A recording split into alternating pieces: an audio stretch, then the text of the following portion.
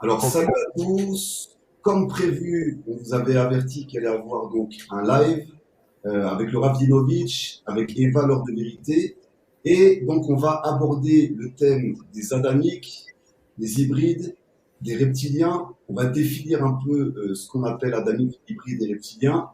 On va laisser Eva se présenter. Le Ravdinovitch va introduire certaines choses. Et après, on va ouvrir donc le débat sur plusieurs choses, sur plusieurs thèmes pour pouvoir avancer sur cette discussion. Et n'hésitez pas à poser vos questions dès maintenant. À la fin du live, on prendra 20-30 minutes pour mettre vos questions à l'écran et y répondre, entre guillemets, chacun notre tour, ou si une personne veut répondre directement. OK? Donc, ce qu'on va faire, c'est que je vais laisser d'abord Eva se présenter. Aujourd'hui, on va aborder une thématique très particulière, les adamiques, les hybrides, les reptiliens qui sont liés à la Torah, qui sont liés à la Genèse. On ne balance pas des informations comme ça. Il y a des preuves à l'appui, entre guillemets, dans la Torah, dans la Bible, depuis le démarrage, depuis la Genèse, avec le serpent, puis dans toutes les civilisations, on a parlé des reptiles également. On a parlé aussi des adamiques, de l'humanité d'aujourd'hui, et comment aujourd'hui ça se refait, comment ces deux mondes, comment ces deux civilisations, entre guillemets, s'affrontent souterrainement, sous nos yeux. On va l'expliquer plus profondément quand le cours va commencer. D'abord, Eva Monté, la bienvenue vraiment sur Fight and Unite. Ça me fait plaisir de te recevoir. Et je vais te laisser te présenter et dire un peu ce que tu fais et qui tu es. Alors, bon, je suis Eva. J'ai une chaîne qui s'appelle Eva L'heure de vérité, où je traite pas mal de sujets différents sur la spiritualité, sur tous des sujets, que ce soit de ce qui s'est passé ces derniers temps, enfin les problèmes actuels. Voilà. Super. Alors, voilà, Eva, bon, allez voir sur sa chaîne YouTube, ça s'appelle Eva L'heure de vérité. Elle aborde pas mal de sujets, pas mal de thématiques, dont un sujet qui s'appelle les deux humanités. Donc ça va être aussi inspiré de ce qu'on va parler aujourd'hui. Le Rav Dinovitch parle aussi également des adamiques et des non-adamiques. Et moi, je suis un petit peu rentré dans le temps en vous parlant un peu plus des adamiques, des hybrides et des reptiliens. Les gens pensent que c'est une légende et on va comprendre pourquoi c'est pas une légende, c'est vraiment tangible avec des preuves à l'appui. Arav, je vous laisse un peu introduire un petit peu le live et puis après on va avancer avec une présentation de ce que sont les adamiques, les hybrides et les reptiliens. Voilà, donc je voudrais faire une sorte d'introduction en précisant des choses que j'ai déjà dit dans différents cours, mais aujourd'hui c'est important de le redire.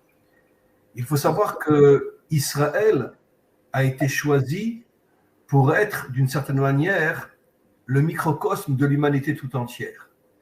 Israël n'est pas un peuple en soi, comme les Français sont français, les Allemands sont allemands ou les Hollandais sont hollandais. Israël est le microcosme de toute l'humanité. C'est-à-dire que c'est, d'une certaine manière, on pourrait dire, le laboratoire expérimental de tout ce qui est censé se passer dans l'humanité. J'avoue très sincèrement que beaucoup de Juifs ne veulent pas le reconnaître. Ils s'imaginent qu'ils sont le peuple élu, la plus grande bêtise jamais dite dans ce monde. On n'est pas du tout le peuple élu, on est tout simplement le microcosme de l'humanité tout entière. Et on sait que les enseignements que nous transmettent la Torah ont, on pourrait dire, un message éternel. On sait que quand on est sorti d'Égypte, seulement 20% sont sortis d'Égypte, 80%, entre parenthèses, des Juifs ont refusé de sortir d'Égypte. Certains de nos maîtres nous disent, de là tu dois comprendre, puisque Israël est le microcosme de l'humanité tout entière, qu'en vérité ceux qui sont sortis, c'était des descendants de Adam et Ève. Les 80% qui se faisaient passer pour des Juifs n'étaient en vérité pas des Juifs, c'était des déguisés qui étaient dans notre peuple pour nous détruire de l'intérieur, ce qu'on appelle les infiltrés, qui sont aujourd'hui partout dans tous les peuples. Et ces 80% ont refusé de sortir, et nos maîtres nous disent, le modèle d'Israël est le modèle de l'humanité tout entière, ce qui veut dire qu'il y a dans l'humanité tout entière uniquement 20% de descendants d'Adam et Ève, juifs et non-juifs. Et 80% de l'humanité ne sont absolument pas des descendants d'Adam et Ève, sont d'autres créatures, comme je vais expliquer, qui n'ont rien à voir avec Adam et Ève et qui veulent éliminer tous les descendants d'Adam et Ève, en commençant par Israël. On sait très bien qu'Israël a traversé 4 exils, dont le dernier qui dure depuis 2000 ans, où il y a eu des catastrophes inimaginables jusqu'à la Shoah qui se sont abattues sur le Ham Israël. Mais en vérité, il faut comprendre que les non-adamiques veulent détruire Israël pour arriver après à soumettre tous les peuples, les transformer en esclaves, les transformer en moutons au service des grandes puissances qui veulent dominer le monde. Alors maintenant, je vais expliquer quelque chose d'important. Il y a, je vais rentrer de manière très globale, pas dans les détails, deux types dans l'humanité non adamique, deux types de créatures. Par exemple, nos maîtres nous disent que Asa et Azaël, qui étaient des anges maléfiques, qu'on peut appeler des démons, Dieu les a fait descendre dans ce monde, ils ont pris une forme humaine, ce sont eux qui ont été à la tête de la génération du déluge, et la première chose qu'ils ont fait lorsqu'ils sont descendus dans ce monde, c'est courir après les filles pour les violer. Ça veut dire que c'est eux qui ont introduit la débauche dans le monde. La débauche existait peut-être sur le plan individuel, mais pas sur le plan collectif. Et eux ont introduit la débauche dans le monde. C'était en vérité des démons qui sont descendus dans ce monde et qui ont pris une forme humaine. Maintenant, il faut savoir que des démons, la Torah nous parle de Asa et Azaël, mais il y en a aujourd'hui des milliers, peut-être des centaines de milliers de démons qui ont pris une forme humaine. Prenons l'exemple de Hitler, prenons l'exemple de Eichmann, de Himmler, etc. On peut parler aussi de Daesh, des choses absolument inimaginables qui se passent dans le monde. Eux, ce sont des démons qui ont pris une forme humaine.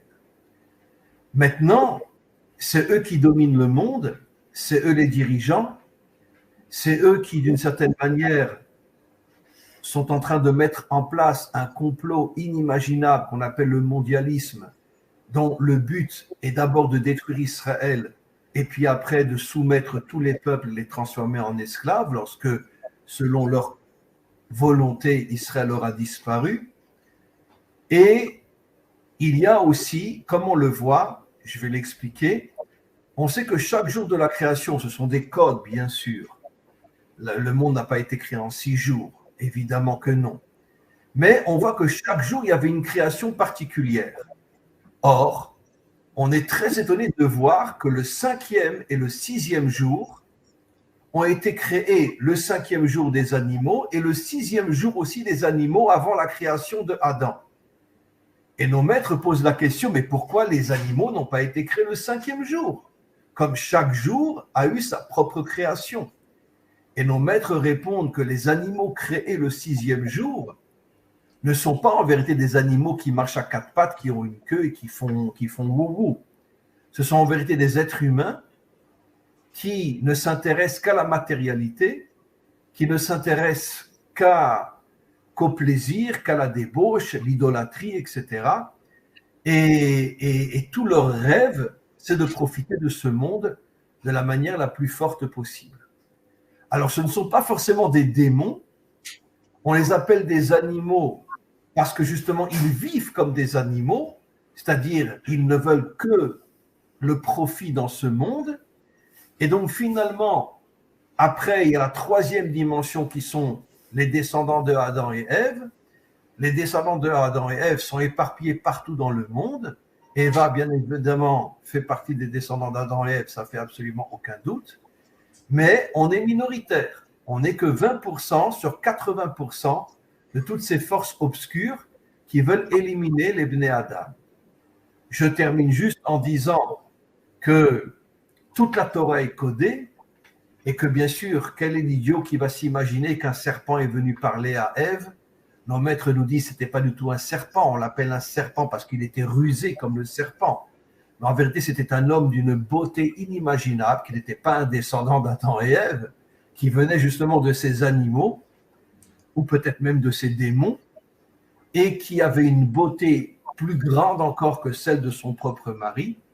Il est arrivé à la séduire, elle est tombée dans ses bras, et finalement, ils ont eu même une relation, ce qui a fait tomber complètement Ève, tellement, Chava en hébreu, tellement cet homme-là était beau, et elle n'a pas pu résister à sa beauté.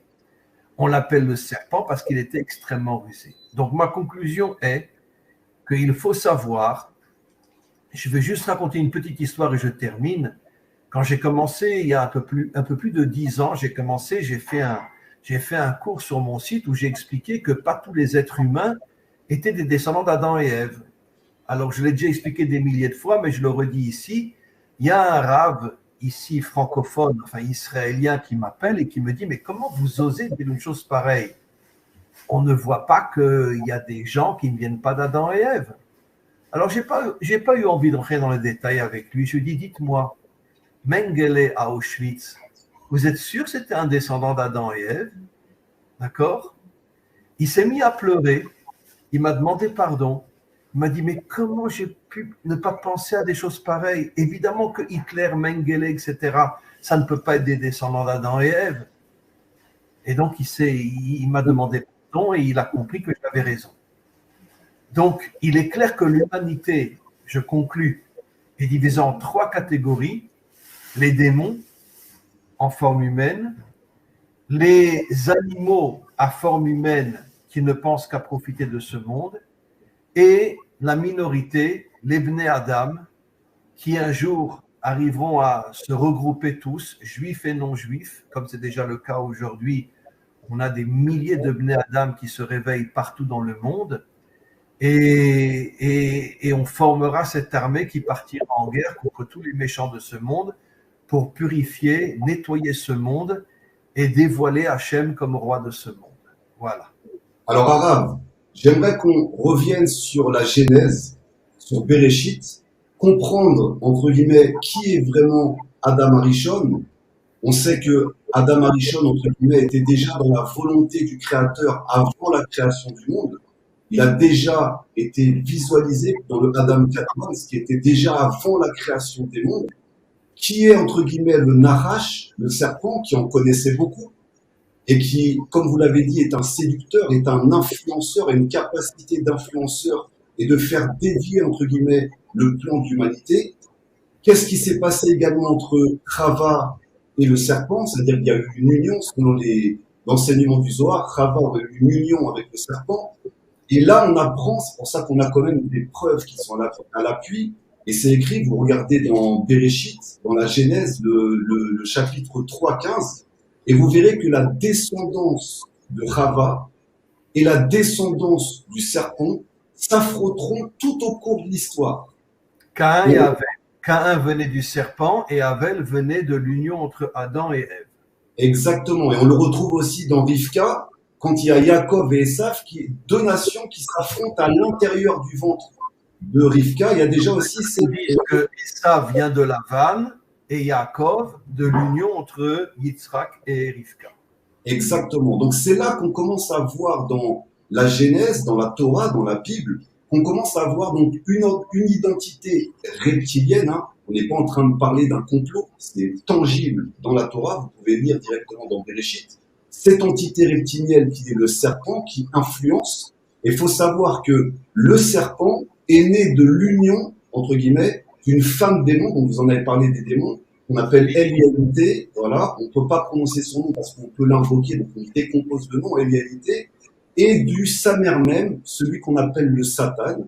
Leur union à tous les deux a mis au monde les reptiles, les reptiliens qui sont une forme, entre guillemets, de race humanoïde reptilienne, et le reptile a eu une union avec Rava, qui a créé, entre guillemets, comme vous l'avez dit, Caïn, Nimrod et toute la descendance de Nimrod jusqu'à aujourd'hui, et qui sont carrément se sont mélangés avec les humains, et c'est pour ça qu'on va parler aussi d'hybridation. Alors, je vais laisser la parole à Eva. Alors, c'est étonnant que tu t'appelles Rava, en tout cas pour ce live, parce qu'on aborde ce thème-là et on est en plein dedans. Alors, qu'est-ce que toi, tu en tires, entre guillemets, de cette genèse qui parle donc de ce couple humain, d'être humain, et de cette descendance du serpent? Aujourd'hui, on va dire, c'est eux les responsables de toute la perversité dans le monde, on va dire. Et ce sujet est très intéressant et très important parce que tant que l'être humain ne sera pas conscient de ces autres êtres qui nous ressemblent mais qui ne sont pas des humains, bien, on va toujours tourner en boucle. Et c'est ça un peu leur force de ces pré-adamiques. Donc moi je vois les choses comme ça, je me dis que c'est un état de conscience, on doit prendre conscience de ça, mais pas évidemment tout le monde, vu que il y en a, ils ferment la porte à ces écrits. Et Eva, comment vous voyez le personnage de Adam? Quel était, à votre avis, son rôle dans l'humanité? Et puis bon, il est tout de suite tombé, lui et sa femme sont tombés. Sachez que nos maîtres disent qu'ils ont été séparés pendant 130 ans. Et pendant 130 ans, bon, ça me gêne un petit peu de le dire, mais nos maîtres nous disent que Adam avait des pertes pendant la nuit. Et ces pertes ont créé énormément de créatures à forme humaine, mais qui n'étaient pas du tout des descendants d'Adam et Ève. Et comment vous voyez le rôle de Adam et de Ève une fois qu'ils auront réparé leurs fautes? Comment vous voyez leur rôle dans ce monde? Une fois qu'ils auront réparé leurs fautes? Oui. C'est une question assez compliquée pour moi, mais je me dis qu'aujourd'hui, on est comme on est, mais il y a autre chose. On a aussi un corps, mais qui serait plutôt de lumière. Et je pense que... Ce que vous dites est tout à fait juste. On dit qu'avant la faute, Adam et Ève avaient un corps de lumière. Et après la faute, il s'est transformé en corps normal, comme toutes les autres créatures non adamiques qui étaient dans ce monde. Donc, en fait, le but, je pense que c'est de retrouver notre corps de lumière, cet arbre de vie qui donne la vie peut-être éternelle, je ne sais pas. Mais c'est ce qu'on peut dire. La vie éternelle dans le sens de l'âme, pas spécialement du corps comme on l'a aujourd'hui. Mais de toute façon, la vie, c'est l'union entre l'âme et le corps, entre la dimension spirituelle et la dimension matérielle. L'homme authentique, c'est celui qui arrive à réunir les deux mondes, le monde spirituel et le monde matériel. Mais là, il y a une cassure, en fait. Complètement. Du coup, c'est ça qui nous empêche d'évoluer, de monter. Alors, j'aimerais juste qu'on remonte un peu sur l'arbre généalogique, c'est-à-dire que Adam et Chava ont eu des enfants. Ils ont eu Caïn et Abel. Mais Chava, selon les enseignements du Zohar, a eu une relation, entre guillemets, avec le serpent. Et de cette relation est né donc Caïn. Et de l'autre côté, il y avait Abel. Ils ont commencé déjà à s'entretuer. Mais le premier meurtre de l'histoire, on pense souvent que c'est Caïn. Mais en fait, c'est pas Caïn. Le premier meurtre de l'histoire, c'est Chava qui a tué son mari. Parce qu'à partir du moment où elle a mangé, entre guillemets, l'arbre de la connaissance du bien et du mal, elle est devenue mortelle. Elle a eu peur que le Créateur crée une autre épouse pour Adam, et vu que l'influence du Nachash, du serpent, était déjà entrée, l'influence reptilienne était déjà entrée, elle a commencé à douter, et elle a pressé, on dit, le raisin, et elle a fait boire, entre guillemets, ce fruit de l'arbre de la connaissance du bien et du mal, à Adam, qui lui aussi est devenu mortel. Entre guillemets, elle l'a emmené avec lui dans sa chute, il avait sa responsabilité, on pourra y venir après, et les deux sont devenus mortels. C'est-à-dire qu'à l'intérieur même de ce couple, il y a eu l'influence de cette femme Éléalité, qui était la première femme d'Adam Arishon, et l'influence du Samer même par le biais du Nachash, mais de manière génétique et de manière idéologique, le serpent est rentré dans l'être humain. Donc c'est là qu'on peut commencer à parler d'hybridation. Et on sait que donc Abel a été tué, Caïn est parti et a mis au monde, entre guillemets, Nimrod, qui a fait la tour de Babel. Mais il y a eu aussi Shet, le troisième fils. Et on voit que Shet a fait descendre l'humanité jusqu'à Noach. Et là, on se rend compte au final qu'à chaque fois, même entre les frères, que ce soit la descendance de Noach, que ce soit Ham, Yafet et Shem, il y avait déjà cette guerre qui était entrée, c'est-à-dire le conflit qui est à l'intérieur de l'humanité, la division qui est à l'intérieur de l'humanité, elle vient, entre guillemets, d'influenceurs, de forces d'influence qui ont la capacité de diviser l'être humain. Jusqu'à Amalek, on va en parler après, mais Arabe ou Eva, comment vous voyez, entre guillemets, cette lignée génétique et idéologique avoir évolué, entre guillemets, depuis Adam et Chava, comment ça s'est manifesté? On sait Nimrod, on a vu Pharaon avec le serpent. Il y a plein de personnages qui sont liés au Nachash et qui sont liés à ces entités-là. Est-ce que vous pourriez un peu nous définir un peu plus tout ça? Eva, vous voulez prendre la parole? Je ne connais pas trop bien le sujet de ce que dit Eliaou, parce que c'est pas comme ça que j'arrive à m'exprimer, si vous Alors, voulez. Alors, de votre manière, comment vous voyez, en vérité, quel est le but de l'homme authentique, l'homme adamique? C'est quoi son but, à votre avis? L'homme adamique, son but, c'est l'homme adamique, son but, c'est de connaître les choses de ce monde, de l'explorer, de s'occuper de choses, de créer aussi des nouvelles choses, de se comment on dit, de se renouveler. En fait, de se renouveler, oui. Mais vous ne pensez pas, Eva, que une chose qui est complètement perdue depuis des millénaires, que peut-être que le travail essentiel de l'homme adamique, l'homme et la femme adamique, bien évidemment, ça serait de se battre justement contre tous les démons et tous les non-adamiques de ce monde, pour justement nettoyer ce monde, le purifier et le ramener à sa véritable valeur. Parce que tant que ce monde sera entre les mains de tous ces déguisés qui ont une forme humaine mais qui ne sont pas des descendants adamiques, on est dans une situation catastrophique. Mais ils sont partout. Le problème, c'est que c'est pas un problème réellement en soi, parce qu'une fois qu'on sait, on est plus méfiant, on est réticent, on sait qu'il y a quelque chose, donc il y a un danger. Mais il faudrait que tous les adamiques soient conscients de ça. Et pour ça, il y a cette petite guerre qui se fait en nous. Ces polarités qui font qu'on n'est pas vraiment encore accompli, on va dire, si je peux parler comme ça. J'aimerais qu'on revienne aussi sur le fait que, bon, on voit qu'il y a ce reptile. Selon la science d'aujourd'hui, avant notre civilisation, avant, entre guillemets, le règne des mammifères et le règne des êtres humains, il y aurait le règne des dinosaures. D'accord? Donc, en fait, on peut arriver par déduction que ce reptilien qu'on appelle le Nachash, qui avait une intelligence, qui était conscient parce que comment il pouvait savoir, entre guillemets, qu'en goûtant ce fameux arbre de la connaissance du bien et du mal, les êtres humains allaient, entre guillemets, devenir comme Dieu. On sent que c'est une civilisation qui a déjà vécu. Et aujourd'hui, on a parlé des dinosaures, mais on n'a jamais parlé d'une intelligence reptilienne à l'époque des dinosaures, comme si ça a été caché et dissimulé, alors que dans la Torah, au final, on en parle clairement, parce qu'on a choisi quoi? On a choisi un reptile pour commencer l'histoire. On n'a pas choisi un mammifère, on n'a pas choisi un singe, on n'a pas choisi une souris, on a choisi un reptile.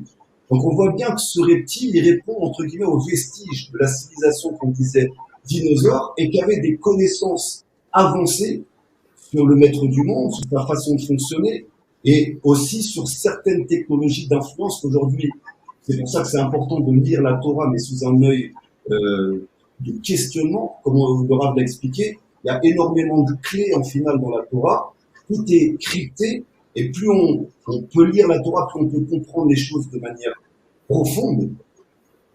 Est-ce que, Arav, vous avez déjà eu des récits dans la Torah ou des passages qui parlaient justement de cette ancienne civilisation dinosaure dans la Torah? Mais d'une certaine manière, c'était la civilisation jusqu'au déluge. La civilisation jusqu'au déluge était dirigée par des démons. Azaël et peut-être encore d'autres. C'est eux qui ont fait tomber le monde. C'est eux qui ont fait tomber le monde dans la débauche, dans l'idolâtrie, dans le meurtre, dans le crime, etc. Jusqu'à ce que et Azaël, qui étaient des démons spirituels, sont descendus dans ce monde et se sont incarnés à travers une forme humaine. Je ne dis pas que le monde était parfait, mais le monde n'était pas comme ce qui a causé le déluge, la destruction et la disparition de pratiquement toute l'humanité, sauf Noé et sa famille qui ont été sauvés dans l'arche. Donc là, en fait, Arav, on ouvre un passage sur ce qu'on appelle les Néphilim. Donc c'est un passage aussi qui est clairement dans la Torah. c'est entre guillemets ces anges, ces extraterrestres, vous les appelez comme vous voulez, qui viennent d'ailleurs et qui sont tombés entre guillemets du ciel et qui ont eu des liens, des hybridations, c'est pour ça que je parle aussi d'hybride, avec les femmes humaines. C'est-à-dire ils ont mélangé leur génétique avec des femmes humaines. Donc c'est-à-dire, est-ce que Arabe, c'est des anges qui se sont incarnés dans des corps humains? D'ailleurs, pour te confirmer ce que tu dis, c'est marqué clairement dans la Torah, ils n'ont pas couru après des créatures qui ne sont pas adamiques, ils n'ont couru qu'après les femmes bné Adam, parce qu'ils voulaient les détruire. Ils voulaient les détruire. Mais ils voulaient aussi, Arabe, se reproduire avec elles, parce que c'est exactement ce qu'a fait Pharaon avec les Hébreux. Pharaon a voulu exécuter, entre guillemets, tout le mal, tous les hommes. Et il voulait garder les femmes pour lui. C'est-à-dire, il voulait, entre guillemets, entrer sa génétique dans les femmes hébraïques. Et là, on retrouve exactement la même chose avec les Néphilim. C'est ça ce qu'on appelle l'introduction, comment dire, l'infiltration. Il n'y a pas un peuple qui n'est pas infiltré aujourd'hui par des forces obscures. Et malheureusement, Israël est peut-être le peuple le plus infiltré de la terre. Donc Parce que quand on peut le détruire, on l'infiltre de l'intérieur pour le détruire de l'intérieur. Donc c'est là où je voulais vous emmener, c'est-à-dire que on a affaire, entre guillemets, à des influenceurs. À la base, l'humanité, vous l'avez dit tout à l'heure, et le Satan, les démons n'ont pas de corps, vraiment. Ils n'ont pas de corps. Par contre, ils peuvent influencer et rentrer dans les pensées humaines par influence.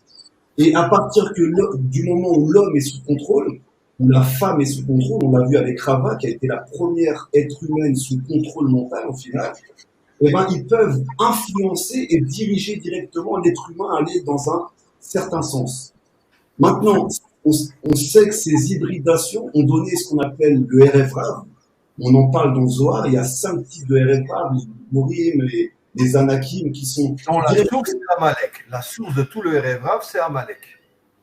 Ok, donc la source du grand mélange du RF Rav, c'est Amalek. Et donc là, on peut descendre justement sur les Amalécites, et c'est là que c'est important. Parce que si on suit, entre guillemets, la lignée, Esav est un descendant de Shev. Esav est un descendant de Shev, et Yaakov est son frère. C'est des frères jumeaux. Comment c'est possible que dans la même matrice, donc normalement qui est une descendance adamique, on retrouve Esav qui est complètement influencé par le Nachash et par le serpent, donc qui fait le choix du serpent, et de l'autre côté, on a Yaakov qui fait le choix, entre guillemets, de se connecter au divin. Comment on peut retrouver ça à l'intérieur même d'Esav? Mais parce que c'est ce que je t'ai expliqué tout à l'heure, le mal est rentré dans le bien. Et plus le bien est fort, et plus le mal fait tout pour l'infiltrer, le détruire de l'intérieur. Esav est rentré dans la famille d'Israël pour le détruire de l'intérieur. Et d'une certaine manière, il est arrivé, puisque ça fait 2000 ans qu'on est en exil sous la domination esavique. Alors, justement, j'aimerais poser une question à Eva. Sur ta chaîne YouTube, Eva, l'heure de vérité, pour ceux qui veulent aller voir sa chaîne YouTube, tu as fait une vidéo sur les deux humanités. Et dessus, tu as parlé de ce qu'on appelle les portails organiques, les êtres sans âme. Est-ce que tu peux nous expliquer ta définition? Comment tu visionnes ces portails organiques et ces êtres sans âme? Alors, un portail organique, c'est un corps humain vide. Et en fait, les démons, les entités bonnes ou négatives, peu importe, peuvent rentrer dedans. C'est ça un portail organique. Il peut faire le bien comme il peut faire le mal. Voilà. Donc, maintenant, les entités sans âme, ce sont des entités qui sont, comme c'est dit, sans âme. Donc, ils sont aussi vides. Et ça revient au même, plus ou moins, les entités sans âme. Mais il y en a qui avaient déjà quelque chose, mais qui rentrent encore d'autres choses. Et les entités sans âme, ils n'ont rien, ils sont complètement vides, mais un démon ou une force peut s'accaparer du corps pour en faire ce qu'il en veut.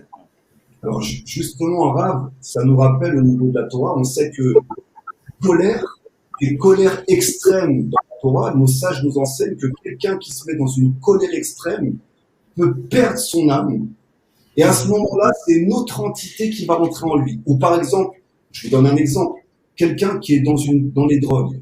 Pareil, il peut perdre son âme. Et là, c'est une âme errante qui avait le même problème, entre guillemets, dans une vie précédente, qui vient, entre guillemets, prendre possession à l'intérieur du corps et pousser, entre guillemets, la personne à revivre constamment, entre guillemets, cette bassesse énergétique et le revivre constamment. On en parle, Arav, de tout ça dans la Torah. C'est des choses qui sont connues.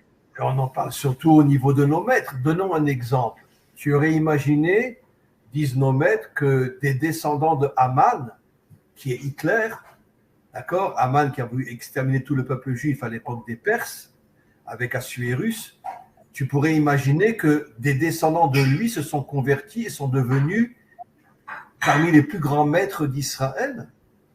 Tu aurais pu imaginer que des descendants de Sancheriv, qui a exilé les 10 tribus d'Israël, se sont convertis et sont devenus les maîtres de Hillel et Shammai.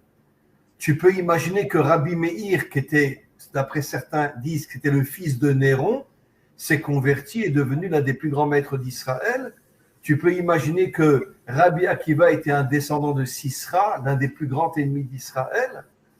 Donc on voit bien que le bien est rentré dans le mal, mais le mal aussi est rentré dans le bien. Notre gouvernement aujourd'hui, qu'est-ce qu'il veut faire? Il veut faire tomber Shabbat. D'accord? Parce que ce ne sont pas des juifs. On sait très bien que ce ne sont pas des juifs, ce sont des déguisés qui veulent détruire le peuple juif. Ils sont à la solde de l'ordre mondial et ils veulent remettre les autobus, les magasins ouverts, etc., etc. Ils veulent casser le Shabbat en Israël. Ça prouve bien que ce ne sont pas des juifs. C'est évident. Alors justement, vous avez ouvert la porte sur Amalek, sur Aman. Et là, c'est très très important de comprendre qui est Amalek et qui était Aman. On sait que Aman est un descendant, entre guillemets, d'Amalek. Et en fait, à chaque fois qu'un Amalécite se lève, il a dans l'idée d'exterminer le peuple hébreu. C'est-à-dire c'est sa mission number one. C'est l'extermination du peuple hébreu. Pour ceux Mais qui en vérité, ce n'est que le premier pas jusqu'à transformer toute l'humanité en esclavage. Exactement, c'est le but du contrôle. Mais on voit au final que Haman, dans l'histoire de Pourim, pour ceux qui connaissent pas, allez voir l'histoire de Esther dans la Bible, dans la Torah, et on voit que Haman, entre guillemets, n'est pas perse. C'est Haman le Hagagik, c'est-à-dire c'est un influenceur extérieur qui n'est absolument pas perse. Il est rentré dans le peuple perse pour détruire Israël. Je te signale que Hitler n'était pas un Allemand, Hitler était un Autrichien. C'est pour ça que je vous amène là. C'est-à-dire que Hitler, c'est la même chose. Il était absolument pas grand, blond, aux yeux bleus. Il n'avait pas du tout cette chose-là. Et il a réussi à influencer le peuple allemand, sachant, comme vous le dites, qu'il était autrichien et que c'est un descendant, en fait, directement des Amalécites. Et de cette partie-là que je voulais qu'on ouvre, c'est en fait ces êtres influenceurs qui propagent, entre guillemets, le poison de la haine, le poison de la division, qui amènent des théories affreuses sur l'humanité et sur le peuple hébreu, et qui arrivent constamment à, dans des périodes de crise que eux-mêmes provoquent, à, entre guillemets, faire s'entretuer les êtres humains. Parce qu'il ne faut pas oublier que la Seconde Guerre mondiale, c'est pas que 9 millions d'Hébreux qui ont été exécutés, c'est 50 millions de morts sur le monde entier. Donc en fait, à chaque fois, ils arrivent à créer un bain de sang, et c'est pour ça que vous dites, Araf, que ça ne concerne pas que le peuple hébreu, ça concerne l'humanité tout entière, et ça crée des bains de sang. Et là où c'est très très étonnant, c'est qu'on voit que Hitler Marchémo, que son nom soit effacé, est parti en Perse et il a renommé la Perse Iran, Arien. C'est lui qui a renommé. C'est-à-dire qu'aujourd'hui, la guerre avec l'Iran qui est en train de se préparer, le nom original de l'Iran n'est pas absolument pas l'Iran, mais la Perse. Bien sûr. Alors, la question que je vais vous poser, Araf, c'est pourquoi, quel lien il y a avec la Perse? Pourquoi à chaque fois on revient à la Perse? Pourquoi Hitler retourne en Iran? Pourquoi aujourd'hui c'est le programme nucléaire iranien qui veut envoyer? La réponse est très simple. Le peuple perse sont des gens extraordinaires. Les Perses eux-mêmes, ils sont dominés par les chiites qui sont minoritaires et qui tuent tous ceux qui se révoltent contre eux. Mais le peuple perse est un peuple extraordinaire. Et donc le mal s'infiltre dans le bien. C'est ça ce qu'on voit. Tu comprends? Le mal s'infiltre dans le bien comme le bien s'infiltre dans le mal. il y a un mélange inimaginable. Les Perses, au départ, ne sont pas chiites. La grande majorité des Perses ne sont pas chiites. Ils sont dominés par les chiites. Mais en vérité, s'ils ouvrent la bouche, ils sont directement… si une femme en Iran sort sans le voile, on la met en prison, elle est violée jusqu'à ce qu'elle en meure. Alors, justement, c'est pour ça, Raph, c'est-à-dire que on voit au final qu'à chaque fois, il y a une influence, on l'a vu avec l'histoire de Yeshua, c'est-à-dire il y a une influence, alors ça veut dire que l'humanité, les nations peuvent haïr Israël comme l'idolâtrer. On l'a vu avec l'histoire de Yeshua. Yeshua est un hébreu. D'un côté, c'est ce qui a créé la persécution du peuple hébreu à travers le temps, et d'un autre côté, il y a eu complètement une idolâtrie sur un hébreu. On le voit avec l'Allemagne. L'Allemagne, au départ, il faut bien comprendre que quand il y a eu la reconstruction de la terre d'Israël, l'Allemagne, déjà avant 1900, était pour la reconstruction du peuple hébreu sur sa terre. Comment il y a pu avoir une influence aussi grande et un changement aussi grand? Et là, c'est la question que je vais poser à Eva. Comment il y a pu avoir, comment on peut réussir à faire haïr un peuple aussi fort par, entre guillemets, toute forme de théorie? Je pense que tu es sur Internet, tu sais tout ce qui se dit sur le peuple juif depuis des dizaines d'années. Comment on peut, quel est le but déjà de fait d'influencer, et comment on peut être influencé par tous ces discours, ces propagations de haine, ces théories du complot? Qu'est-ce que tu en penses de tout ça? On peut être influencé de par toutes les hautes hiérarchies, comme les religions. Le but, c'est quoi? C'est de nous laisser dans la division pour ne pas qu'on s'unisse et gagner du temps, tout le temps, de plus en plus, jusqu'à nous épuiser, parce que leur but, c'est de nous faire tomber tous. Et… Vous reconnaissez que la religion est le plus grand poison de ce monde. Oui, bien sûr. Je pense à 10 milliards de %, moi aussi. Le plus grand poison de ce monde, c'est la religion. Par contre, je veux bien expliquer que la religion, c'est pas le livre, c'est pas la Bible, c'est pas la Torah, c'est pas le Coran, il faut vraiment faire la séparation entre ça, parce que c'est vraiment dans la tête des gens, j'ai remarqué, voilà, tu parles de la Torah, on va dire, tu es dans la religion. Tout le temps, il lie ça à la religion. Donc, la division, elle a bien été faite dès le départ. C'est que dès qu'on parle de ce qui va nous ramener, justement, bien vers Dieu, ben voilà, tout est cassé parce qu'on nous désunit. Et c'est dans l'unité qu'on pourra y arriver. Alors, donc, on est d'accord qu'au final, on en vient à comprendre qu'il y a une division qui est mise en place. On a compris que ces forces reptiliennes, la première division qu'ils ont réussi à créer, c'est entre Adam et Rava, qui ont, faut le rappeler, divorcé pendant 130 années.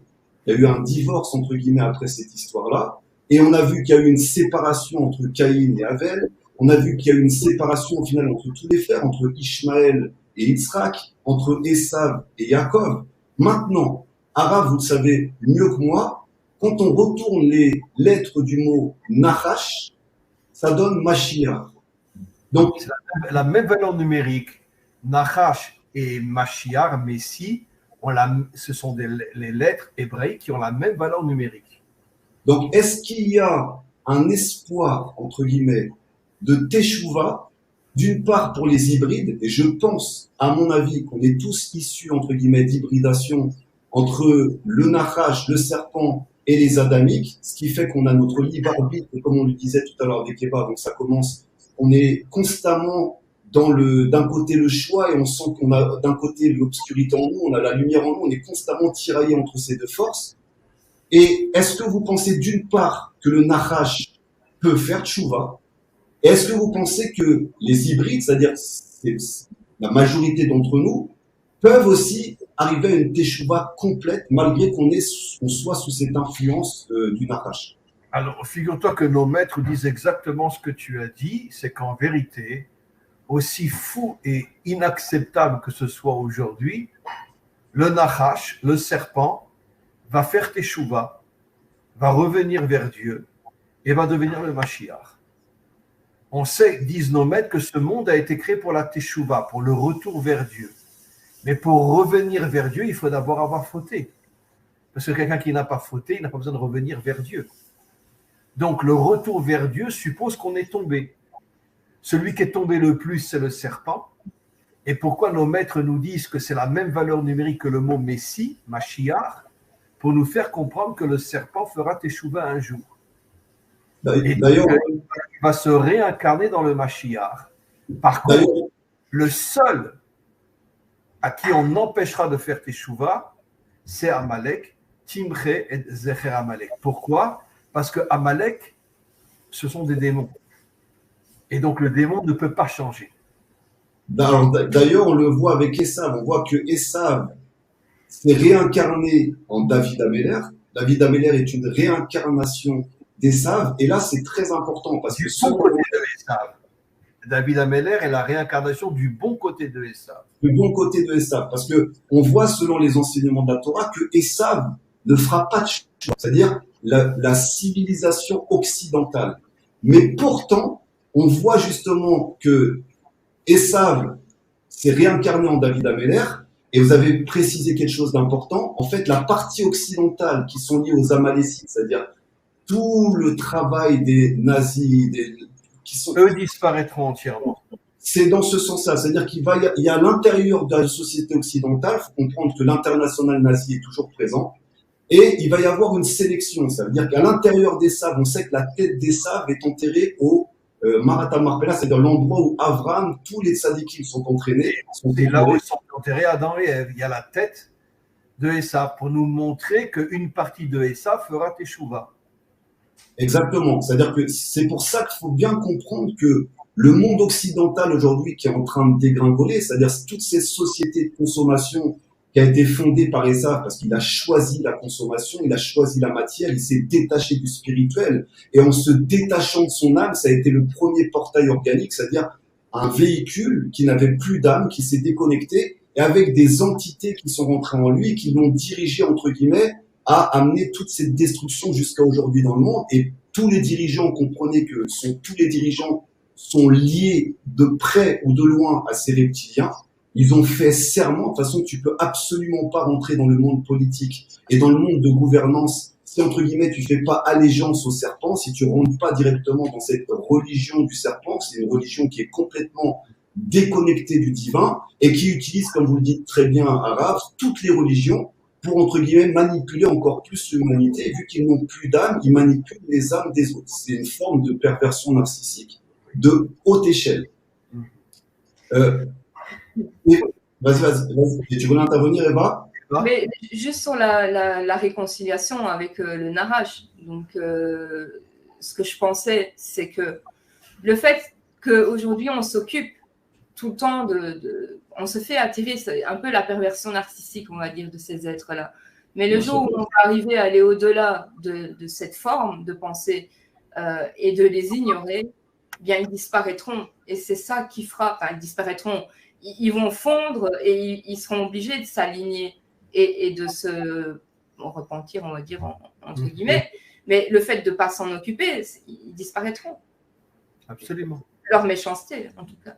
Absolument. Ben, disons que un de nos livres qu'on appelle le Zohar, qui parle essentiellement des secrets de la Torah, nous dit que quand le serpent fera Teshuvah, qu'il reviendra vers Dieu, à ce moment-là, dans la mesure où lui, il est la source, la racine de tout le mal de ce monde, quand lui fera Teshuvah, tout le mal s'écroulera, tout le mal disparaîtra.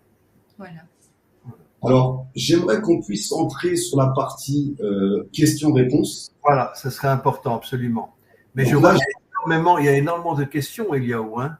Exactement. Donc, on va sélectionner les questions qui sont liées directement, entre guillemets, avec le live de ce soir. On va essayer de répondre au maximum. Donc, première question, vous allez les voir s'afficher directement. Voilà. Bonsoir à tous. Les trois, dans quelle catégorie situez-vous les Amalécites? On a un peu répondu, mais est-ce que quelqu'un veut repréciser? Le Rav, je pense que vous pouvez préciser à qui appartient vraiment les Amalécites entre les reptiliens, les hybrides et les adamiques? C'est ça la question. Bon, les Amalécites ne sont absolument pas des adamiques. Les Amalécites sont des démons qui ont pris une forme humaine. Les Amalécites, c'est ceux qui veulent détruire le monde, détruire physiquement Israël, comme la Shoah avec Hitler, et après transformer toute l'humanité en esclave qui sera au service des grandes puissances qui se feront plein de fric et plein de pouvoir, et nous, on sera leurs esclaves. Ça, c'est Amalek. Amalek, encore une fois, fait partie de ces démons incarnés en forme humaine, et eux disparaîtront totalement, définitivement, au moment de la délivrance finale. Je voudrais préciser que ce ne sont pas tous ceux qui ne sont pas des descendants d'Adam et Ève qui disparaîtront. Au contraire, beaucoup feront teshuva, beaucoup reviendront vers Dieu et sortiront de ce monde matériel et sortiront de cette vie qui finalement ne les pousse qu'à profiter chaque instant de l'argent, du plaisir, d'un restaurant, du cinéma, d'une télévision, etc. Et beaucoup feront teshuva. Mais les Amalécites, eux, disparaîtront totalement, et c'est ce qui permettra au monde de se réveiller et de purifier ce monde et d'en faire un monde meilleur, un monde où régnera l'unité. L'unité, comme je l'ai souvent expliqué, c'est l'union des contraires. Nous ne sommes pas pareils, mais nous nous respectons. Comme le cours que nous avons fait la semaine dernière avec ce musulman extraordinaire. Vraiment, c'était à pleurer tellement c'était un homme extraordinaire. Bon, il ne pense pas forcément comme nous ne pensons pas comme lui. Mais ce que nous regardons, c'est l'être humain. C'était un être humain extraordinaire. Et c'est ça l'unité. Laissez les idéologies de côté, laissez les religions de côté, regarde l'être humain. Et si c'est un homme extraordinaire, alors tu peux t'unir à lui et le respecter, même si tu ne penses pas comme lui. L'unité, ce n'est pas l'uniformité. L'unité, c'est l'union des contraires. J'aimerais préciser sur Amalek, en reprenant Hitler, qui est vraiment l'incarnation d'Amalek, c'est-à-dire l'incarnation, entre guillemets, de l'obscurité sur Terre. Il ne faut pas oublier que les nazis travaillaient sur la génétique. Bien et sûr. leur but, c'était, entre guillemets, de décomposer le code génétique, l'ADN, pour créer des super soldats et de créer, entre guillemets, la race aryenne en laboratoire, c'est-à-dire travailler et manipuler sur la génétique et pour pouvoir incarner un certain type d'âme. C'est pour ça qu'ils voulaient exterminer le peuple hébreu, parce que s'il n'y a plus d'hébreux, c'est très difficile d'incarner ces types d'âmes-là. Et en faisant ces manipulations sur la génétique, qui remontent déjà des Néphilim et des reptiliens, ils voulaient faire descendre un certain type d'âme sur Terre. Ils travaillaient très, très sérieusement sur la manipulation génétique. J'aimerais qu'on amène une deuxième question. Peut-on dire que l'alliance que Hachem est la perfection de l'imperfection? Entre guillemets, est-ce qu'il y a une contradiction entre la perfection d'Hachem et l'imperfection par rapport au fait qu'il ait créé un homme déjà qui a un libre arbitre et qu'on ait un personnage, le Nachash, qui soit capable d'amener l'obscurité? Comment vous voyez cette question, Eva? Comment on peut dire que Hachem est à la fois la perfection et l'imperfection? Hachem, c'est Dieu en hébreu. Hein? Oui, je sais. Mais parce que c'est Dieu, c'est tout. Donc, c'est pas que bien, il y a aussi. Enfin, il contient le tout. C'est lui qui a tout créé. C'est lui qui est partout, qui est en tout, qui est aux commandes de tout. Ouais, parce que la question qu'on peut se poser, c'est comment ça se fait que le Créateur a créé des êtres, déjà d'une, qui peuvent aller à l'encontre de sa volonté, et comment c'est possible qu'il y ait des entités qui fassent autant de mal, autant de morts, autant de divisions. Et la question, elle est là, c'est est-ce qu'il y a une perfection et en fait, il y a une imperfection. Et j'aimerais compléter ta réponse en disant que le fait que le Créateur se retire, ce qu'on appelle le Tzimtzum, dans le Tanya on en parle, c'est une contraction du divin, il permet l'existence de la création. C'est-à-dire, en laissant un vide, il permet la capacité à ce qui est de l'obscurité et de la lumière. Donc ça fait partie de la liberté humaine, malheureusement, d'avoir aussi des choses qui peuvent être affreuses sur cette planète parce que justement, on doit travailler sur notre libre arbitre. Mais de toute façon, je veux dire, je ne rentrerai pas dans les détails, mais Dieu devra nous donner de nombreuses explications à la fin de l'histoire pour tout le mal qui s'est passé dans ce monde. Et c'est pas seulement à l'égard d'Israël, à l'égard du monde entier.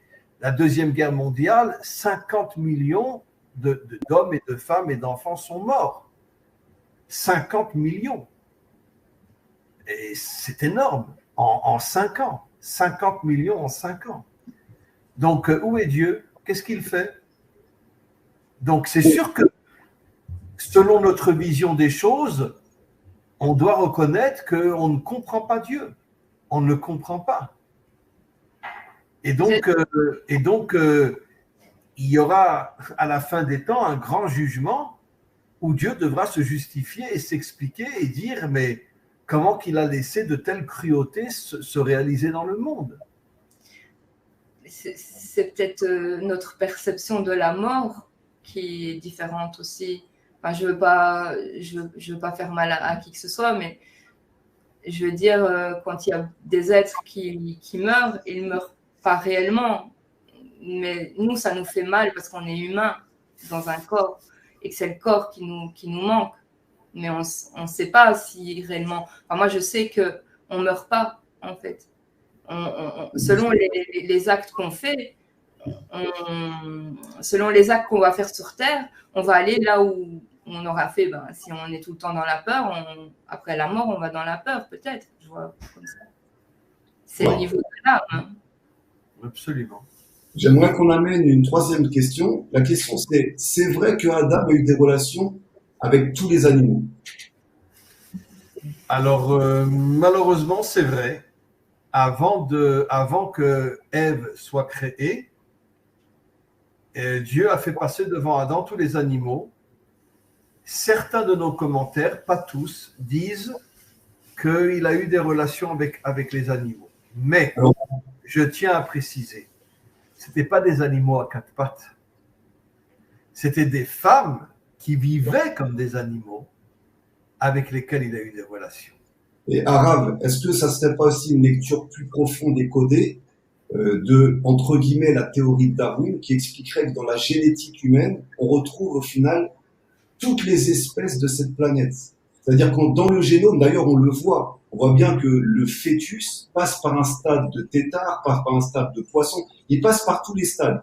Donc, est-ce que ça serait pas aussi quelque chose de codé qui expliquerait que dans la génétique, entre guillemets, des êtres humains, on retrouve au final toute la création et même la création en dehors de cette planète qui fait partie, on retrouve l'univers tout entier au final. C'est marqué explicitement dans certains de nos commentaires que l'homme authentique, l'adamique, contient tout l'univers en lui. Tous les aspects de l'univers, il les contient en lui. Et donc, effectivement, un adamique porte en lui l'univers et son but est de le réparer. De réparer. Okay. J'envoie une autre question qui est un peu plus longue mais qui est aussi profonde. Question pour Eva. Comment fais-tu pour reconnaître un nom adamique? En d'autres termes, comment en es-tu arrivé à cette recherche et quel témoignage de lecture t'a ouvert les yeux? C'est du vécu personnel en fait. C'est à force d'avoir des mauvaises choses dans ma vie que je me suis dit, ils sont pas humains les gens qui me font des choses comme ça. Et du coup, en faisant des recherches, je suis tombée sur des cours de Rav Dinovitch. Je suis tombée sur d'autres cours aussi qui m'ont éclairée, qui m'ont mis sur toute cette ouverture. Mais ça se voit en fait. Comment on les reconnaît, c'est qu'ils n'ont pas des sentiments normaux comme quelqu'un d'adamique. C'est des gens, ils peuvent te cracher dessus, ils peuvent te tuer, ils peuvent te faire souffrir, spécialement dans la perversion narcissique, par exemple. Absolument. Donnons l'exemple, Eva, du Ku Klux Klan, qui déteste les Noirs, les Africains, et qui pendant des décennies les pendait, violait les filles et les tuait. Ce sont des démons, ce ne sont pas des êtres humains. Et puis, il y a ceux aussi qui se cachent plus, parce qu'on le voit aujourd'hui dans tout ce qui est cinéma, musique. Il y en a, ils font aussi des signes d'appartenance. Je ne vais pas les faire parce que je ne peux pas le faire, juste parce qu'il y a Dieu, je ne peux pas. Mais vous voyez ce qu'ils font avec leurs mains, ou des signes avec, ils font la pyramide, ils font le signe du cornu. C'est un signe d'appartenance, c'est qu'ils se sentent bien dans leur élément, et ils nous le montrent. Et ils veulent attirer avec eux les adamiques pour qu'ils tombent de nouveau et pour que le monde soit à eux et qu'on retourne à la maison de la servitude. comme à l'ancienne Égypte. Absolument. Alors, j'aimerais envoyer encore. Vas-y, finis. Pardon. Vas-y, finis, Eva, si tu voulais. Mais je dis que c'est ce qu'on est en train de revivre encore, même si c'est comme l'histoire de la grenouille qu'on met dans l'eau et tout doucement on fait bouillir. C'est ce qu'on est en train de vivre si on ne se relève pas là. Alors, la question c'est, vous faites donc un lien entre Elialité et Ève en disant qu'elle a tué Adam. Alors, ça, je vais essayer de répondre à cette question-là. Oui, en fait, il faut savoir déjà une chose, c'est que la première relation homosexuelle de toute l'histoire de l'humanité était entre Chava et Elialité. Il y a eu et Elialité. C'était la première relation homosexuelle de l'histoire entre ces deux femmes. Et elle a, entre guillemets, influencé Elialité parce qu'elle avait une revanche à prendre, entre guillemets, sur Adam. Elle n'a pas supporté qu'Adam lui donne le guet, la divorce, et elle a voulu se venger par tous les moyens possibles pour détruire Adam de toutes les manières possibles. Et en téléguidant, entre guillemets, Chava, Ève, elle a réussi par le biais de Chava de, comme je l'ai dit au départ, tuer son propre mari. Donc ça a été, entre guillemets... C'est-à-dire que Lilith s'est incarnée dans Chava. Exactement. Comme un démon qui rentre dans un être humain. Exactement. Et c'est ce qu'on comprend du Zohar, c'est-à-dire que le mauvais côté, entre guillemets, d'Adam, c'est le Satan, c'est le Samermen. Il est dans l'être humain et on peut tous avoir ce côté-là. Et le mauvais côté de la femme, c'est Elialité. Elle peut être autant Chava, celle qui donne la vie, qui transmet la vie, autant elle peut devenir Elialité, celle qui amène la mort. Et on a ces deux entités-là en nous qui sont à l'intérieur de nous-mêmes. C'est ce qu'on appelle le libre arbitre. On est constamment influencé par ces deux identités. Alors, là c'est une question un peu plus technique, c'est pour vous, Araf. Comment peut-on faire la différence entre un Amalek, les Néphilim et les démons? Alors, j'ai déjà répondu tout à l'heure à cette question. Tous les Amalécites, comme Hitler par exemple, sont des démons incarnés en forme humaine. Ce ne sont absolument pas des êtres humains. À la différence de ce que j'avais expliqué, que le 6e jour ont été créés des animaux, ce ne sont pas des démons, ils vivent uniquement pour le plaisir, mais une très très grande partie d'entre eux reviendront vers Dieu au moment de la délivrance finale. Et ils deviendront des hommes authentiques et des femmes authentiques. Maintenant, les Néphilim, c'est, on pourrait dire, la racine de Amalek. C'était des anges démentiels qui refusaient la création de Adam. Dieu les a fait descendre dans ce monde et ils ont pris une forme humaine. Et c'est eux la racine, la source d'Amalek dans ce monde. Donc, les Néphilim étaient des démons qui se sont incarnés sous forme humaine. Après, ils ont donné naissance à Amalek, qui lui-même était un démon. Et c'est comme ça jusqu'à aujourd'hui, finalement, qu'on trouve des êtres qui ont une apparence, entre parenthèses, humaine, mais qui sont en vérité des démons dont tout le but est de détruire le monde, ou plutôt de le transformer encore une fois en esclave, afin que l'humanité tout entière soit au service de ces grandes puissances qui veulent s'approprier l'humanité tout entière. Alors, Arabe, j'aimerais qu'on revienne sur le mot Elohim. On voit au départ de Bereshit, de la Genèse, j'ai créé l'homme, faisons l'homme à notre image. Donc déjà, on voit que le Créateur, il s'adresse à une assemblée, faisons, il parle au pluriel, l'homme à notre image. Il aurait dû dire normalement, j'ai fait l'homme à mon image. Là, on voit que Elohim, c'est faisons, c'est-à-dire que parce qu'il s'est adressé à plusieurs parties de la création, dont beaucoup d'anges, dont certains étaient des démons qui ne voulaient pas la création de Adam.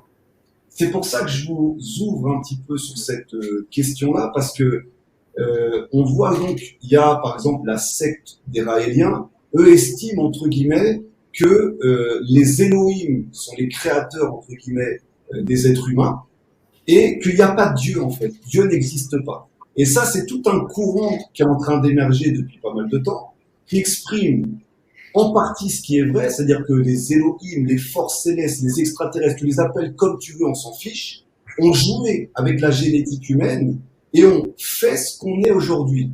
Mais le problème dans cette dimension New Age, ça c'est tout New Age d'aujourd'hui, c'est qu'ils veulent nous faire croire au final que Dieu n'existe pas, le Créateur n'existe pas, et que ce seraient des entités spirituelles ou des entités extraterrestres qui nous auraient simplement créés. Et c'est tout le projet qui va être mis par la suite. C'est la grande religion mondiale, justement, des reptiliens, qui veulent nous faire croire qu'on a été complètement créé de manière complètement génétique et le Créateur n'existe absolument pas. Est-ce que tu as entendu parler un peu de cette théorie-là, Eva? Bien sûr, absolument. Je dois dire que j'ai eu beaucoup d'élèves qui au départ faisaient partie de la franc-maçonnerie, qui quand après ils ont écouté mes cours, ils ont lâché la franc-maçonnerie et ils sont rentrés dans la Torah. Et ils m'ont révélé pas mal de choses. Bon, je n'ai pas envie d'en parler aujourd'hui, mais ils m'ont révélé pas mal de choses. Vous savez qui était la chef de toute la franc-maçonnerie mondiale? Eva, vous savez? Oui. Qui? Elle n'est plus là de ce monde. Voilà. Elle n'est plus... La reine d'Angleterre. C'était la chef de toute la franc-maçonnerie mondiale. D'ailleurs, on l'appelle aussi le sang bleu. C'est les lignées royales. Ce sont les francs-maçons qui me l'ont dit eux-mêmes. J'ai une fois eu l'occasion de faire un cours devant à peu près 300 francs-maçons dans la région de Rouen. Il y avait certains qui suivaient mes cours, ils voulaient absolument que je fasse un cours devant eux. Et ils m'ont révélé que la chef de toute la franc-maçonnerie mondiale, c'était la reine d'Angleterre. Absolument. Alors, justement, ça m'amène sur une question qui est posée. Alors, je la pose et pour bien vous compreniez que je mets toutes vos questions à l'écran, celles qui sont en rapport. Revoilà l'obsession sur les Africains et pourquoi une telle haine de Esav. C'est-à-dire que comment les gens entendent ce qu'on diffuse arabe, je sais qu'il y a souvent ces commentaires qui arrivent, c'est comme si on diffusait, entre guillemets, une haine de l'Occident. Donc, si vous n'avez pas bien écouté, parce qu'on explique exactement ce qu'il y a à l'intérieur d'Esav. On vous a expliqué que la tête d'Esav a fait Tchouva, mais il y a un choix à l'intérieur de l'Occident, parce qu'on ne peut pas oublier, entre guillemets, l'histoire occidentale, qui est une réalité historique. D'accord? On sait que l'Occident a, entre guillemets, colonisé les 3/4 de la planète. On sait que l'Inquisition, les génocides, la traite négrière a été faite, entre guillemets, par l'Occident, mais en collaboration avec d'autres entités et d'autres pays. Il n'y a absolument pas de haine d'Esav. Bien au contraire, on vient de vous dire que Esav, s'il fait Teshuvah, il devient carrément David Améler. Il devient carrément la lignée pratiquement messianique. Donc, il faut bien écouter le bon côté d'Esav. Donc, il faut bien comprendre ça. Est-ce que vous pouvez répondre à ça en parlant, quand on parle d'obsession sur les Africains et de haine au niveau d'Esav arabe? Qu'est-ce que vous auriez à répondre à ça? Le Zohar dit que la couleur de la royauté de Dieu dans ce monde, c'est la couleur noire. Assez incroyable, mais je l'ai souvent expliqué dans mes cours, les Africains ont un rôle gigantesque dans la délivrance finale. N'oublions pas que le blanc, d'accord, et j'ai d'ailleurs honte d'être blanc, j'aurais préféré être africain, mais n'oublions pas que le mot blanc vient du mot Lavan, qui était la plus grande crapule de toute l'histoire humaine. On dit le jour de Pessah dans la Haggadah, Lavan, Bikesh, La'akor et Akol, il a voulu détruire le monde entier. Et comme par hasard, les blancs se dit en hébreu Lavan, qui veut dire blanc. D'accord? Et donc, n'oublions pas que les blancs ont massacré des millions d'Indiens quand ils ont voulu conquérir toutes les terres en Amérique. Après, ces ordures-là ont fait des films de cow-boys où ils montraient que les Indiens étaient méchants et les cow-boys étaient gentils, alors que c'est tout le contraire. C'est les Blancs qui étaient de véritables ordures et qui ont massacré des millions d'hommes, de femmes et d'enfants indiens. Ne parlons pas de tous les massacres qu'ils ont fait des Africains, etc. Parce qu'il y a dans la race blanche, pas chez tout le monde bien sûr, mais il y a un orgueil inimaginable qui veut le faire régner sur la planète tout entière. Massacrer les Indiens, transformer les Africains en esclaves, comme ça a été malheureusement le cas pendant très très longtemps en Amérique. Ne parlons pas de tous les viols de jeunes filles qu'il y avait toute la journée et de toutes les pendaisons et toutes les tortures qu'ils affligeaient aux Africains. Et voilà qu'encore une fois que le Zohar dit que la couleur qui correspond à la royauté d'Hachem est le noir. Alors, Arabe, si je peux me permettre de vous couper, ça va à l'encontre de la théorie des races, parce que là, il faut bien savoir pourquoi le Rav parle de l'Occident. Le Rav est né en Occident, et c'est un juif ashkénaze en majorité, et comme il vous l'a dit, il est blanc. Donc, il est à même quand même de pouvoir parler parce qu'il a grandi à l'intérieur du monde occidental. Mais il faut comprendre que la théorie quand même des races, qui à la base a été faite par les Français, qui a été récupérée par Hitler, mettait donc les blancs en haut de la pyramide, les noirs tout en bas de la pyramide, et les hébreux n'existaient même pas. Donc il y a toute cette théorie des races qui a été inventée entre guillemets par les reptiliens pour que les gens s'entretuent. Nous, on sait très bien que le vrai véhicule, c'est l'âme. Tu peux très, très bien être africain, noir et d'une pourriture. Tu peux être très bien blanc et quelqu'un qui a un cœur extraordinaire et une conscience humaine extraordinaire. Mais on sait que le poison, justement, de cette pyramide des races… Je suis un petit peu gêné par ce que tu as dit. Je voudrais rectifier quelque chose. Les noirs qui ne se comportent pas bien sont manipulés par les blancs. La guerre entre les Tutsites et les Hutus, etc., c'était les Européens qui étaient derrière. Et donc, ils reçoivent de l'argent, etc. Et les Noirs qui ne se comportent pas bien, comme les Blancs qui ne se comportent pas bien, comme Hitler et des milliards d'autres, ils sont manipulés. Les Noirs sont manipulés par les Occidentaux. Ils leur donnent de l'argent, ils leur donnent du pouvoir, etc. Mais moi, je suis persuadé que si les Noirs n'étaient pas manipulés par les Européens, par les Blancs, pardon, d'accord, ce seraient des gens qui seraient 1000 fois mieux que les Blancs. Et un jour, c'est ce qui va se passer. Je n'ai aucun doute que la délivrance finale se fera grâce à une alliance énorme entre Israël et les Africains. Je n'ai aucun doute. J'ai aucun doute sur ce que vous dites, mais il ne faut pas oublier que les Africains ont aussi un libre arbitre. Alors oui, il y a une ingérence de l'Occident depuis bien longtemps dans les pays africains. Il y a énormément de stratégies, mais c'est pour ça, tombez pas dans le piège de penser que les blancs, les noirs, les rouges, les jaunes, et je peux en parler, je suis métisse, donc moi je suis carrément central dans tout ça, c'est une invention totale de justement ces entités reptiliennes qui font diviser sur des choses qui sont basses. C'est-à-dire la couleur extérieure de la peau, la culture, pour moi c'est moyenâgeux, on retourne même à la préhistoire, d'accord? Alors qu'on sait très bien que ce qui compte, c'est quel type d'âme tu as à l'intérieur dedans et qu'est-ce que tu fais de ta vie au niveau de ton libre arbitre. Donc je suis d'accord avec vous à 100% Arabe que l'Afrique est manipulée depuis longtemps, elle a été divisée par Bismarck qui était le roi entre guillemets d'Allemagne qui déjà avait divisé l'Afrique et avait réparti l'Afrique à tout l'Occident. C'est une réalité, c'est vrai, on est d'accord. Mais le problème n'est pas une histoire de couleur. Le problème, c'est que beaucoup, d'ailleurs, de Blancs ont été les esclaves de leur propre royaume et les propres serfs de leur propre royaume eux-mêmes étaient asservis. À l'époque du Moyen-Âge, l'alliance entre le clergé et la noblesse, tous les paysans étaient en vérité de véritables esclaves. Bien sûr, à 100%.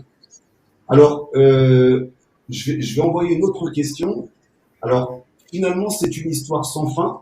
Dès le début, beaucoup de désaccords. Pensez-vous qu'on arrive à la délivrance totale et finale? Pensez-vous que c'est possible? Qu'est-ce que vous pensez, Eva, de cette question? C'est possible, mais pas avant de passer par des choses moins belles, à mon avis. Mais ce sera possible et de toute façon, c'est écrit. Je pense que ça se fera, mais il va y avoir des étapes à passer qui vont être très dures à vivre et qu'il faut se préparer pour justement ne pas trop en souffrir. Je vois les choses comme ça. Alors, je confirme tout ce que vous dites. Nos maîtres expliquent que la délivrance finale sera comme un accouchement sans péridurale, ça veut dire avec des douleurs inimaginables. Et entre autres, il y aura la guerre de Gog qui sera l'alliance entre les Perses et moi je pense les gouvernants américains qui attaqueront Israël, puisqu'aujourd'hui Biden fait tout pour que les Iraniens aient la bombe atomique, pour qu'ils l'envoient sur Israël. Et donc, le monde va traverser une période très, très difficile, mais c'est pour ça que nos maîtres nous disent que la délivrance est comparée à un accouchement. À l'époque de nos maîtres, il n'y avait pas de péridurale, bien évidemment, donc un accouchement était très douloureux. Et donc, il va y avoir des douleurs énormes pour l'humanité tout entière, et jusqu'à ce que finalement la délivrance se dévoile. Et à ce moment-là, tous les méchants de ce monde disparaîtront, surtout les sites, et il y aura l'unité entre le monde, et on retrouvera la fraternité, on retrouvera l'unité, on retrouvera le respect, et à ce moment-là, l'humanité deviendra l'humanité de l'unité. Alors, je vais amener encore 2 et 3 dernières questions, qu'on finit sur les questions. Il y a celle-ci. Durant le génocide du Rwanda, peut-on dire que Amalek s'est manifesté? C'est absolument évident que c'est d'ailleurs horrible d'en parler. Ces massacres qu'il y a eu au Rwanda, évidemment que c'était Amalek qui était derrière. Évidemment que c'était Amalek qui était derrière.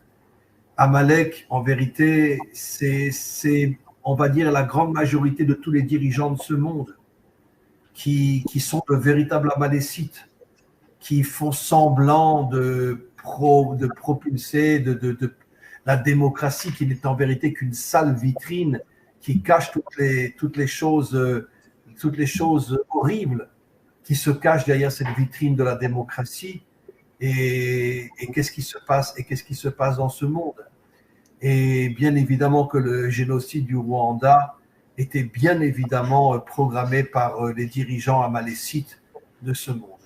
Il faut bien comprendre que les Amalécites sont capables de prendre toutes les formes, toutes les couleurs. C'est-à-dire autant le peuple hébreu, c'est la même chose. Vous voyez des Hébreux noirs, blancs, rouges, jaunes. Dans tous les pays du monde, on retrouve des Hébreux. Les Amalécites, c'est nos frères jumeaux. C'est-à-dire qu'ils ressemblent au peuple hébreu, mais dans le mal, dans l'obscurité. C'est-à-dire qu'ils sont très semblants aux Hébreux, mais dans l'opposé. Il faut comprendre que les forces contraires imitent les forces de lumière.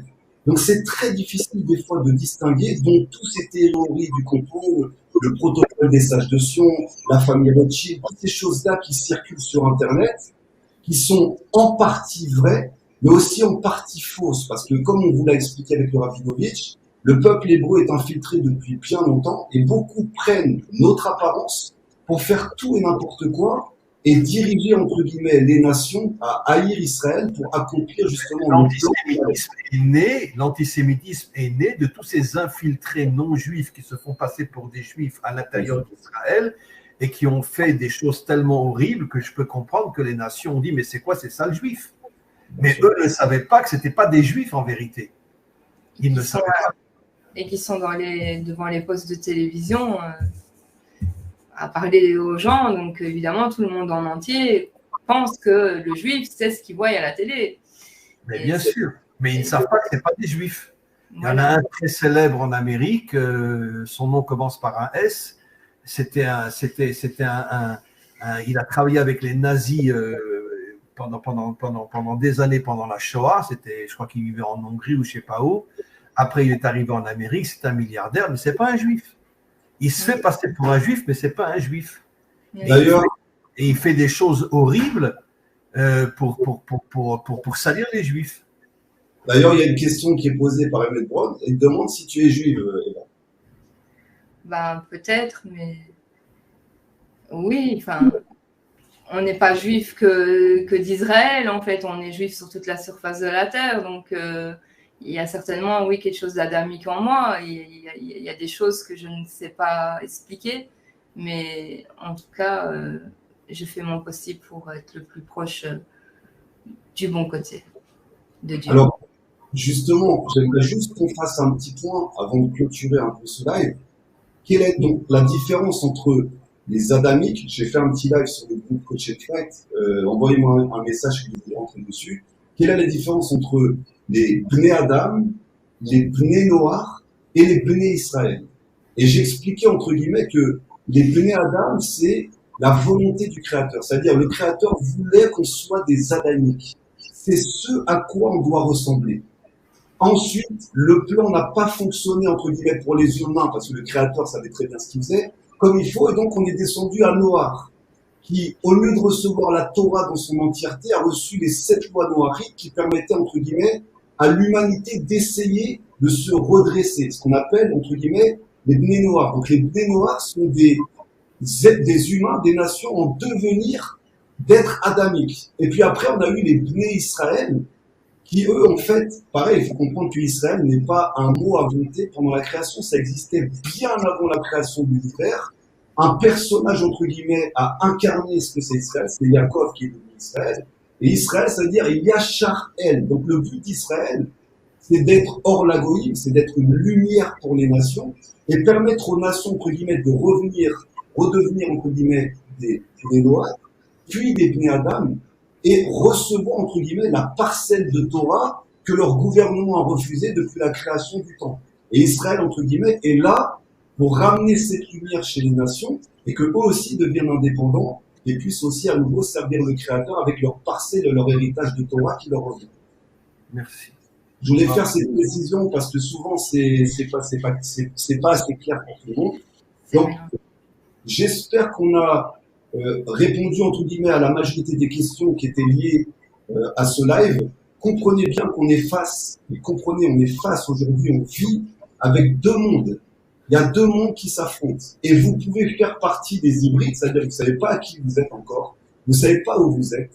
Il y a des gens qui savent aujourd'hui qu'ils sont en devenir d'être des adamiques, de redevenir des êtres humains, c'est-à-dire ce que voulait le Créateur.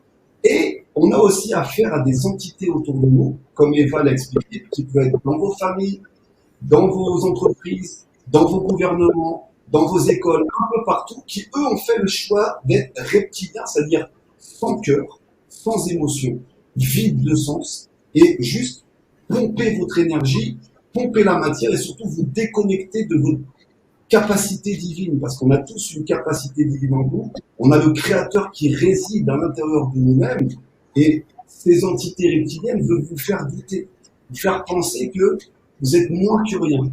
Alors que comprenez qu'à la création d'Adam et Rava, la lumière était tellement grande que les anges pensaient qu'Adam et Rava, c'était Dieu. Il y avait une force, une telle puissance dans les adamiques au démarrage, que même les anges se sont perdus. Donc on a une capacité en tant qu'être humain, en tant qu'adamique, qui est énorme, qui est très très grande. Et pour ça, il faut reprendre confiance en soi, il faut s'instruire, il faut élever sa conscience, il faut faire des actions. Il y en a beaucoup qui nous ont rejoints, qui avancent avec nous dans les programmes, qui travaillent sur eux-mêmes. Et le but, comme le Rav Dinovitch l'a expliqué à plusieurs fois, c'est qu'on puisse réveiller les nations, les 70 nations, réveiller Israël, parce que Israël, une grande partie dort encore, et qu'on puisse justement créer, fonder, entre guillemets, une armée d'êtres humains, pas une armée de destruction, une armée de construction, et réveiller, entre guillemets, notre vraie identité. Alors, je vous laisse terminer avec une phrase chacun. On va laisser le Rav donner une phrase et je laisserai Ève donner Eva la dernière phrase. Okay. Alors, je conclurai en disant que c'était un échange extraordinaire entre nous trois et aussi grâce aux questions magnifiques qui ont été posées.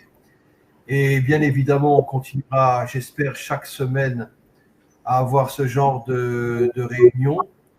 Et j'imagine qu'on refera à nouveau, bien sûr, un entretien avec Eva d'ici quelques temps. Et je conclurai en disant que nous devons nous réveiller. Nous devons comprendre que nous sommes manipulés depuis des millénaires par toutes les forces obscures qui dirigent ce monde. On doit sortir du système. On doit aller à l'encontre de ce système-là. Et lorsqu'il y aura de plus en plus d'hommes et de femmes qui se réveilleront et qui prendront conscience que nous sommes manipulés depuis des millénaires, à ce moment-là, peut-être, on deviendra l'armée de la délivrance. Et cette armée-là chassera, jettera tous les méchants qui sont dans ce monde et on on aura la possibilité de réparer ce monde et d'en faire un monde extraordinaire dans lequel régnera la fraternité, l'unité, le respect des différences. Et c'est exactement ce que l'on veut. Voilà. Eva, je te laisse.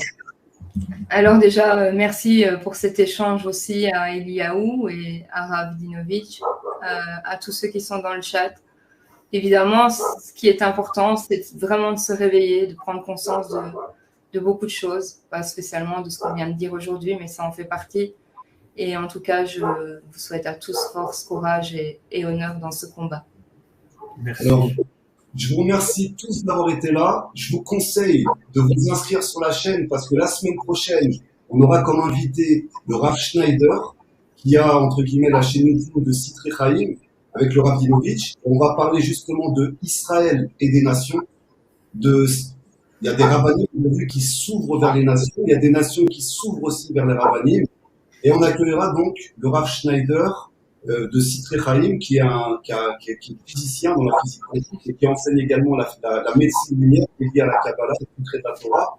Et ça sera la semaine prochaine. Donc, je vous conseille de vous inscrire sur la chaîne pour suivre tous les livres qu'on va avoir cette année de personnes qui sont de courants, de droits, de cultures complètement différentes. On va pouvoir échanger et se servir de cet outil d'Internet pour essayer, entre guillemets, de construire. N'oubliez pas que cet outil est virtuel. Maintenant, il va falloir qu'on se réunisse aussi physiquement. Mais déjà, ça nous permet de nous unir les uns les autres, de comprendre, d'élever nos consciences, de comprendre qu'on n'est pas forcément tous pareils, on pense pas tous pareils, mais on peut trouver des terrains d'entente. Je vous remercie tous. Merci à Rav d'avoir été là. Merci Eva d'avoir pu t'exprimer et nous donner ta vision des choses. Je vous conseille d'aller voir sa chaîne. Elle a fait plein de vidéos très, très intéressantes dans beaucoup de domaines. Le nom de la chaîne, c'est Eva, l'heure de vérité. Et pour le Rav Dinovitch, n'hésitez pas à aller sur son site, ravdinovitch.tv. Et là, vous aurez accès à tous les cours du Rav qui sont très, très profonds, qui fait depuis déjà une vingtaine d'années sur Internet.